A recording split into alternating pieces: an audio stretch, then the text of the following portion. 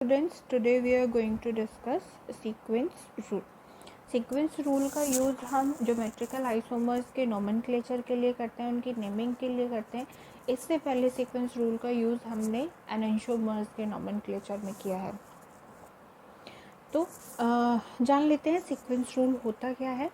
Sequence rule वो होता है जब हमारे in the case of geometrical isomers, जब हमारे डबली बॉन्डेड कार्बन एटम्स के साथ 4 डिफरेंट एटम्स या ग्रुप्स जुड़े होते हैं, तो उस केस में हमें उनका नाम रखने के लिए, उनकी नेमिंग के लिए, नोमेनक्लेचर के लिए हमें उनको प्रायोरिटीज़ असाइन करनी होती हैं. प्रायोरिटीज़ असाइन करने के बाद ही हम एग्जैक्ट फॉर्म बता पाते हैं कि ये ई फॉर्म है या जेड फॉर्म है. सीक्वेंस रूल का यूज़ जनरली EZ सिस्टम में होता है, EZ सिस्टम ऑफ नोमेनक्लेचर में. Okay, now rule 1. Sequence rule के अकॉर्डिंग रूल 1 क्या कहता है?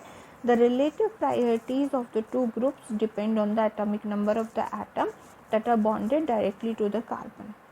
The greater the atomic number, the higher is the priority.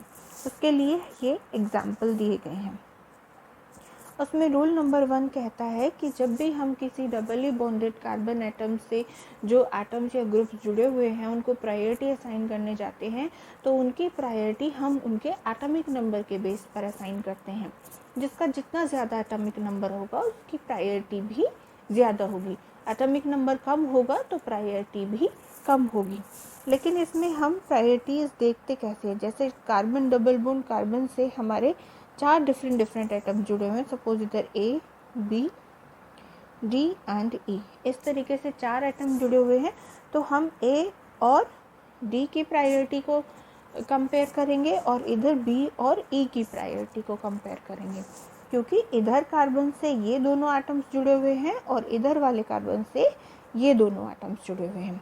तो इसके लिए हम एग्जाम्पल देख लेते हैं. ये हमारा एग्जाम्पल दिया हुआ है.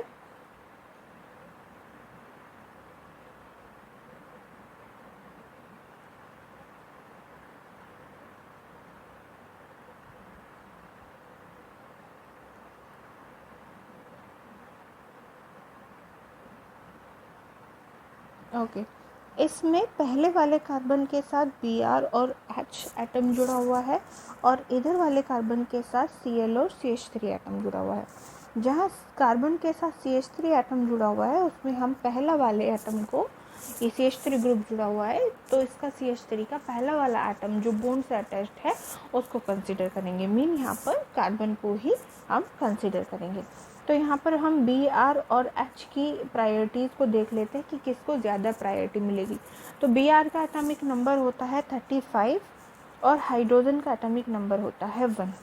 तो ऑब्वियस है कि Br को हाई प्रायोरिटी असाइन की जाएगी और हाइड्रोजन को लो प्रायोरिटी असाइन की जाएगी. नेक्स्ट कार्बन के केस में हमारे पास 2 एटम्स हैं, Cl एंड C. ठीक है, तो Cl का एटॉमिक नंबर होता है 17 और कार्बन का एटॉमिक नंबर होता है 6. तो यहाँ पर Cl को हाई प्रायोरिटी असाइन की जाएगी और कार्बन को लो प्रायोरिटी असाइन की जाएगी. और जब हाई प्रायोरिटी वाले ग्रुप सेम साइड में होते हैं और लो प्रायोरिटी वाले ग्रुप सेम साइड में होते हैं तो उस कॉन्फ़िगरेशन को हम Z कॉन्फ़िगरेशन कहते हैं.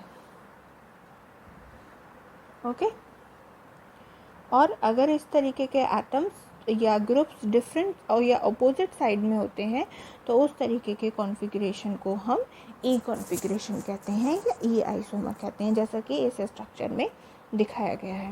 यहाँ पर दोनों हाई प्रायोरिटी वाले ग्रुप सेम साइड में है, लो प्रायोरिटी वाले ग्रुप सेम साइड में है, तो ये हमारा Z आइसोमर होगा. Z जो है उसका मतलब होता है टुगेदर और ई जो होता है उसका मतलब होता है अपोजिट. अब आते हैं नेक्स्ट रूल पर. Rule number 2. If the two substituent bonded to an carbon atom started with the same atom, means if there is a tie, you must move outward from the point of attachment and consider the atomic number of the atom that are attached to the tied atoms. अगर उस case में क्या हो कि जब हमारा doubly bonded carbon atom 2 same atoms से जुड़ा हुआ हो, 2 सेम तरीके के एटम उससे जुड़ा हुआ हो. जैसे इधर यहाँ पर ये CH2OH के साथ जुड़ा है और इधर CH CH3 के होल ट्वाइस के साथ जुड़ा हुआ है. तो दोनों जो अटैच्ड एटम्स हैं बॉन्ड से वो दोनों कार्बन ही हैं, मतलब इन दोनों के केस में टाई बनता है, टाई हो गया है केस में। तो अब हमें इसमें प्रायोरिटी असाइन कैसे करनी है, क्वेश्चन ये आता है। तो इस केस को सॉल्व करने के लिए हम उनके एडजेसेंट एटम्स को देखते हैं, जो हमारे टाइड एटम्स हैं उनके एडजेसेंट एटम्स को देखते हैं। जैसे इसके साथ यहाँ पर O यानी कि ऑक्सीजन एटम जुड़ा हुआ है CH2OH के केस में, और CH3 का होल ट्वाइस के केस में कार्बन के साथ दूसरा कार्बन अटैच्ड है, ठीक है। तो इनकी प्रायोरिटीज़ को हम देख लेते हैं, जहाँ की ऑक्सीजन का एटॉमिक नंबर होता है 8 और कार्बन का एटॉमिक नंबर होता है 6। देन ऑब्वियस है कि ऑक्सीजन को हाई प्रायोरिटी असाइन की जाएगी और कार्बन को लो प्रायोरिटी असाइन की जाएगी। ओके, यही यहाँ पर इस डिस्क्रिप्शन में दिया गया है। तो हम इसमें प्रायोरिटी असाइन करेंगे। प्रायोरिटी असाइन करने में हमें इसको फर्स्ट प्रायोरिटी दी है, इसको सेकंड प्रायोरिटी दी है, ठीक है। अब आते हैं इस वाले कार्बन के केस में। यहाँ पर Cl है और C है, कार्बन है, दोनों डिफरेंट एटम्स हैं। तो Cl को प्रायोरिटी ज़्यादा दी जाएगी 1 और कार्बन को प्रायोरिटी लो दी जाएगी। तो ये 1 और ये 2। और जब लो प्रायोरिटी वाले ग्रुप सेम साइड में हो और हाई प्रायोरिटी वाले ग्रुप सेम साइड में हो तो वो कॉन्फ़िगरेशन होता है Z।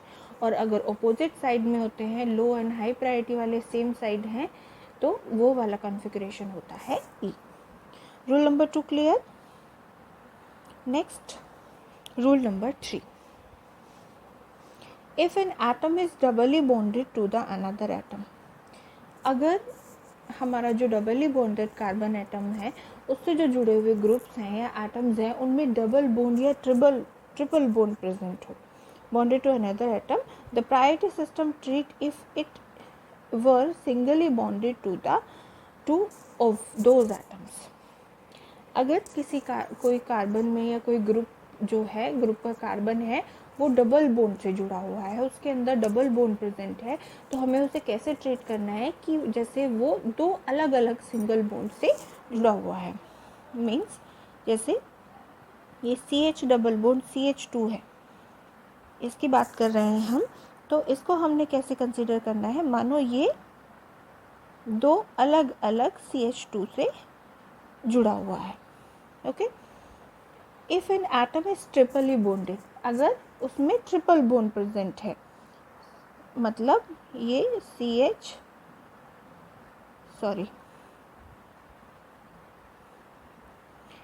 Carbon triple bond carbon and hydrogen इस तरीके से है, तो हमें इसको कंसिडर करना है जैसे ये कार्बन 3 अलग अलग CH ग्रुप से जुड़ा हुआ है, इस तरीके से। For example, one of the carbon of the following pair is isomer is bonded to CH2 CH3 group and to the CH double bond CH2 group। अब इसके एक्सप्लेनेशन के लिए हम ये एग्जाम्पल देख लेते हैं। ओके, इसके एग्जाम्पल में एक कार्बन एटम CH2OH के साथ जुड़ा है और वहीं पर वो एटम दूसरे ग्रुप यानी कि C ट्रिपल बॉन्ड CH के साथ जुड़ा है। तो हमें इसमें प्रायोरिटी असाइन करनी है। प्रायोरिटी असाइन करने के लिए एक बहुत ही इजी रूल है इस केस के लिए कि हम इसको स्फीयर्स में डिवाइड करके देख लेते हैं। ओके, जैसे हम CH2OH को स्फीयर में डिवाइड करते हैं, C के साथ 2 हाइड्रोजन एटम और एक ऑक्सीजन एटम जुड़ा हुआ है, ठीक है। तो ये हो गया 1 स्फीयर, सेकेंड और ये थर्ड। अब हम ये ट्रिपल बॉन्ड वाले ग्रुप को देखते हैं, कार्बन CH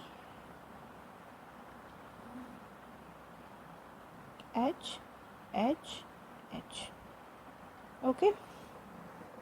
तो यहाँ पर हमारे पास एक कार्बन एटम कॉमन है, यहाँ पर हमारे पास ऑक्सीजन एटम है, ठीक है। तो कार्बन और ऑक्सीजन को अगर हम कंपेयर करते हैं तो ऑक्सीजन की प्रायोरिटी मतलब ऑक्सीजन का एटॉमिक नंबर कार्बन के एटॉमिक नंबर के कंपैरिजन में ज़्यादा है। तो हम प्रायोरिटी ऑक्सीजन को ही असाइन करेंगे, हाई प्रायोरिटी ऑक्सीजन को असाइन। ऑक्सीजन वाले ग्रुप को असाइन करेंगे और लो प्रायोरिटी ट्रिपल बॉन्ड वाले ग्रुप को असाइन करेंगे। नेक्स्ट आता है हमारा दूसरा कार्बन एटम।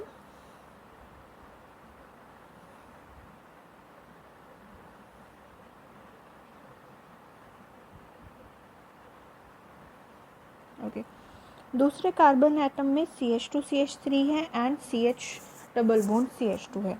यहाँ पर हम इनको स्फीयर्स में डिवाइड करते हैं।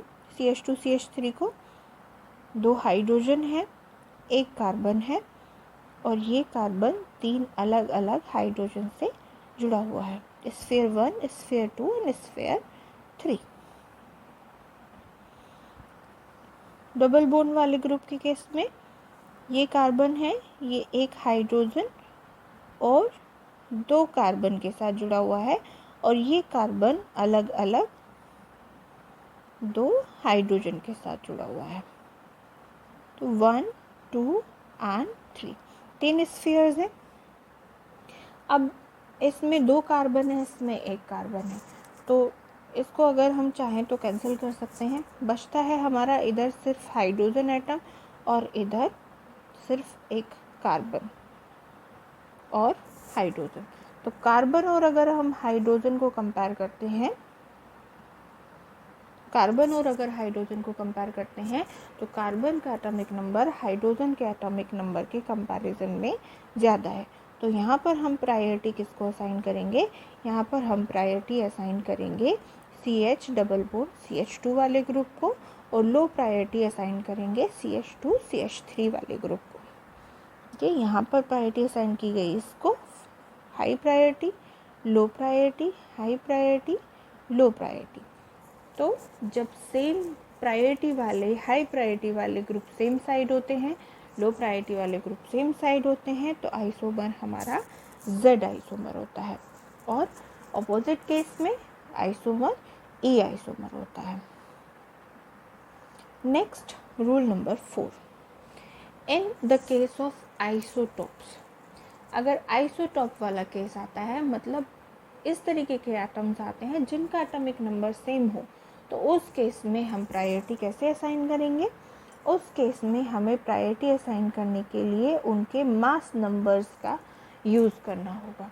मतलब कि एटॉमिक नंबर का यूज़ ना करके उनके एटॉमिक मास यानी कि उनके मास नंबर का यूज़ करना होगा। जिसका मास ज़्यादा होगा उसको ही हम हाई प्रायोरिटी असाइन करेंगे, जिसका मास कम होगा उसको हम लो प्रायोरिटी असाइन करेंगे।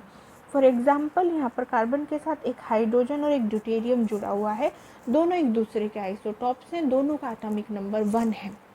लेकिन जब प्रायोरिटी असाइन करने की बात आएगी तो हम इनका मास कंसीडर करेंगे और ड्यूटेरियम का मास हाइड्रोजन के मास से ज़्यादा होता है। ड्यूटेरियम का मास 2 होता है, हाइड्रोजन का मास 1 होता है।